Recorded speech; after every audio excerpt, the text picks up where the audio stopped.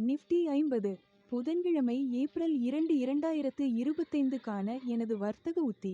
வாங்குதல் நீண்டகால உத்தி. 23,200க்கு மேல் வாங்குதல். முதல் இலக்கு 23,300, இரண்டாவது இலக்கு 23,487. இழப்பை நிறுத்துதல் 23,150. விற்பனை குறுகிய உத்தி. 23,150க்கு கீழே விற்கவும்.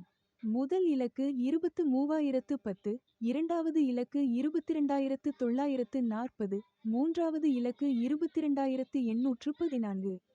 இழப்பை நிறுத்துதல் 23,190. மறுப்பு. மேலே உள்ள தகவல் வாங்குதல் அல்லது விற்பனை பரிந்துரை அல்ல. பங்குச் சந்தையில் எந்த நிலைப்பாட்டையும் எடுப்பதற்கு முன் உங்கள் நிதி ஆலோசகரின் ஆலோசனையை பெறவும். நன்றி.